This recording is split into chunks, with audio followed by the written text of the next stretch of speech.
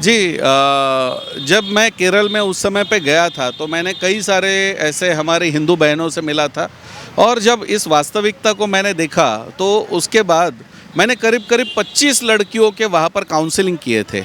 और जब इन काउंसलिंग को मैंने अंदर देखा कि हर बार कोई मुस्लिम लड़का है किसी हिंदू लड़की को वो अपने धर्म में लाने के लिए प्रयास कर रहा है, तो उस काउंसलिंग से जो मेरी जांच सामने आई और उसके अंदर कई सारे तथ्य जो सामने आए, मैं ये कहना चाहूँगा केरला स्टोरी ये एक बहुत अच्छा प्रयास है कि जिसके द्वारा भारत की ही लड़कियों को भारत के विरुद्ध खड़ा करने का जो प्रयास चल रहा है, उस षड्यंत्र को यदि सामने लाया जा रहा है उसका तो स्वागत करना चाहिए मुस्लिम कम्युनिटी ने।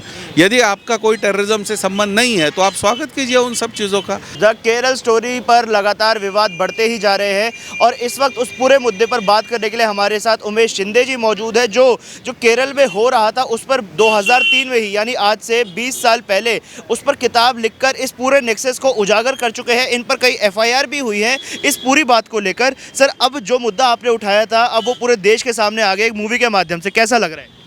जी जब मैं केरल में उस समय पे गया था तो मैंने कई सारे ऐसे हमारी हिंदू बहनों से मिला था और जब इस वास्तविकता को मैंने देखा तो उसके बाद मैंने करीब करीब 25 लड़कियों के वहाँ पर काउंसलिंग किए थे। और जब इन काउंसलिंग को मैंने अंदर देखा कि हर बार कोई मुस्लिम लड़का है किसी हिंदू लड़की को वो अपने धर्म में लाने के लिए प्रयास कर रहा है, तो उस काउंसलिंग से जो मेरी जांच सामने आई और उसके अंदर कई सारे तथ्य जो सामने आए, यही पॉपुलर फ्रंट ऑफ इंडिया जो आज बैन हो चुका है, उसके दो संगठन लव जिहाद में काम कर रहे थे। एक का नाम था कैंपस फ्रंट ऑफ इंडिया। तो कैंपस फ्रंट जो है वो क्या करता था कि जो कैंपस में कॉलेज कैंपस के अंदर जो हिंदू लड़कियां आती थी उनका डाटा बना करके उनको कैसे हमें मुस्लिम बनाना है, कैसे इन जिहादी चक्करों में लाना है, उसके लिए प्रयास करता था। और दूसरा नाम था शाहीन फोर्स।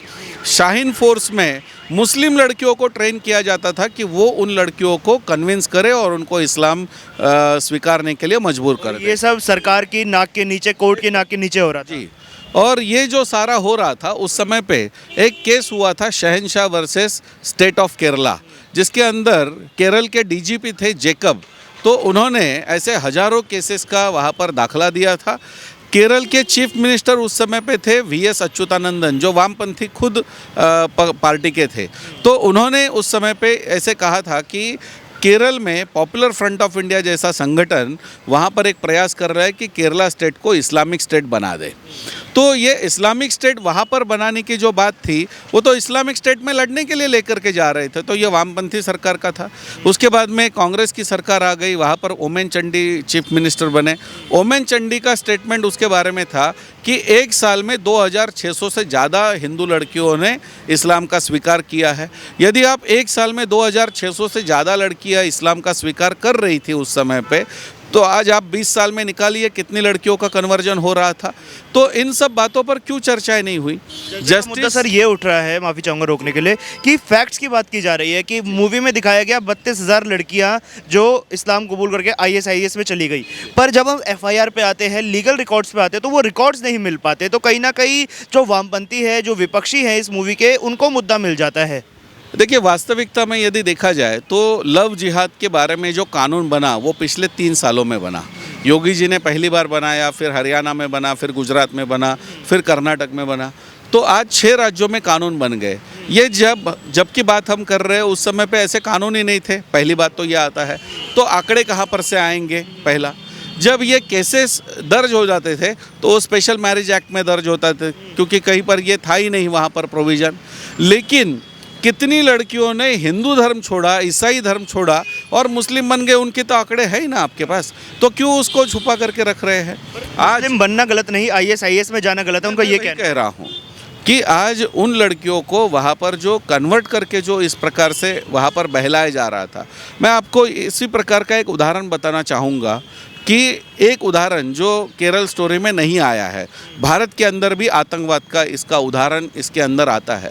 केरल के बॉर्डर पर एक आशा नाम की लड़की रहती थी। इस लड़की को इसी प्रकार से प्यार के जाल में फंसाया गया। उसका नाम धर्म परिवर्तन करके आयशा बनाया गया। इस आयशा को, वो अनपढ़ लड़की थी, उसके नाम से बैंकों में 8 से 10 अकाउंट खोले गए, जिन अकाउंट में करोड़ों रुपया भेजा गया और इन्होंने उन बैंक अकाउंट का एटीएम कार्ड लेकर के वो सब पैसा पूरा निकाल दिया गया। आपको याद होगा 2014 में पंतप्रधान आज जो हमारे हैं नरेंद्र मोदी, उनकी पहली सभा पटना में गांधी मैदान में हुई थी, जहां पर बम ब्लास्ट हुआ था।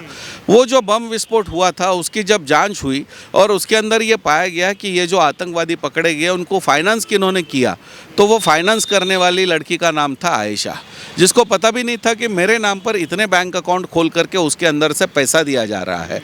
आज वो बेचारी, जिसका किसी को पता भी नहीं है और जो कभी जिहाद में थी भी नहीं, वो आज टेरर फाइनेंस के नाम पर वो जेल में बंद है। क्या इस उदाहरण से हमारे सामने नहीं आता है कि इस प्रकार की कई सारी लड़कियों को गुमराह करके उन्होंने यूज़ किया है? और इन उदाहरणों को जब हम देखते हैं तो ये 32,000 का आंकड़ा मुझे नहीं लगता है कोई मायने करता है।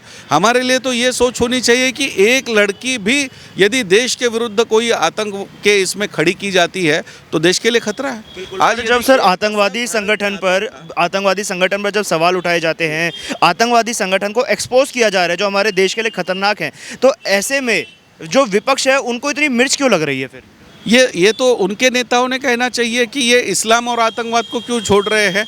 जब कोई भी मुस्लिम आतंकवादी पकड़ा जाता था तो ये कहते थे आतंकवाद का धर्म नहीं है। जब आज ये घटनाएं सामने आ रही है तो आतंकवाद का धर्म कहाँ से आ गया?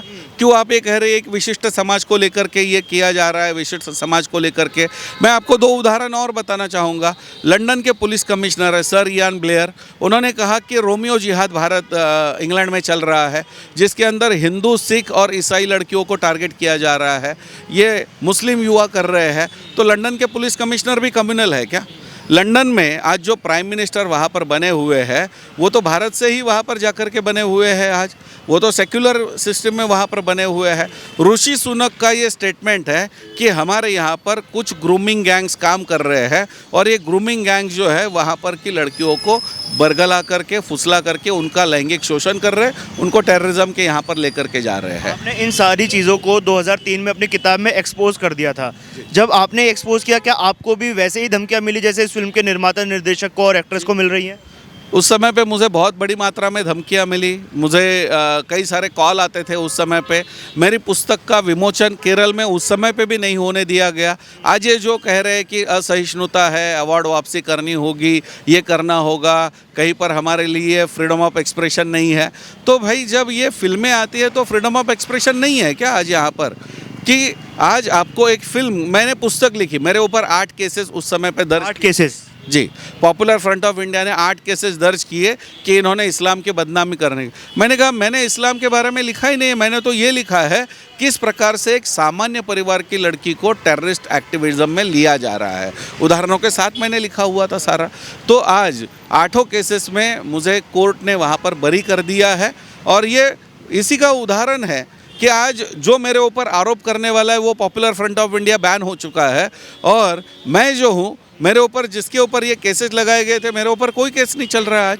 तो इससे ये सामने आता है कि ये प्रोपोगंडा किया जाता है, ये धमकाने का प्रयास किया जाता है और जो सच बताने की बात करता है, सच बताने के लिए प्रयास करता है, उनको दबाने का प्रयास। तो मैं ये कहना चाहूँगा केरला स्टोरी ये एक बहुत अच्छा प्रयास है कि जिसके द्वारा भारत की ही लड़कियों को भारत के विरुद्ध खड़ा करने का जो प्रयास चल रहा है, उस षड्यंत्र को यदि सामने लाया जा रहा है उसका तो स्वागत करना चाहिए मुस्लिम कम्युनिटी ने।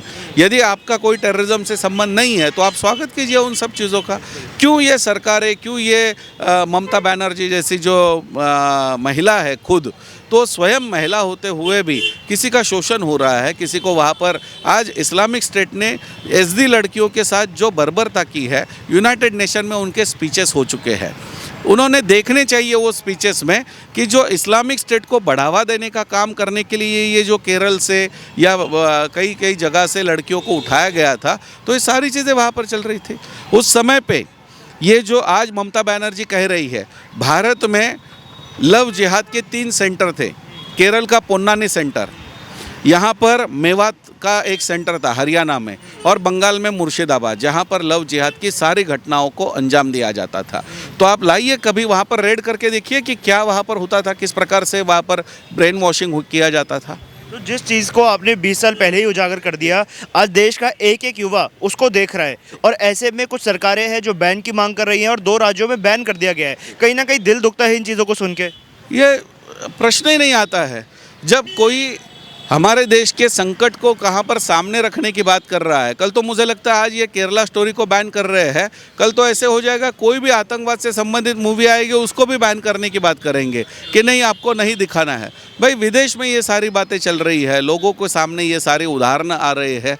कोई तो लड़की को किसी को फंसाने का प्रयास कर रहा है, तो क्यों ये तथ्य लोगों के सामने नहीं जाने चाहिए। और इसलिए जिस चीज़ को सेंसर बोर्ड ने परमिशन दी है, जिसके बारे में आप सुप्रीम कोर्ट में जा चुके हैं, सुप्रीम कोर्ट ने उसको बंद करने से मना कर दिया है, जब ये सारी बातें हैं तो फिर ये सुप्रीम कोर्ट से भी कौन सी बड़ी बॉडी बन चुकी है कि जो लोगों की या एक वास्तविकता को जो बयान करने वाली फिल्म है उसको बैन करने की बात कर रहे हैं। तो ये पूरी तरीके से गलत है। चलिए बहुत बहुत धन्यवाद सर हमारे साथ जुड़ने के लिए।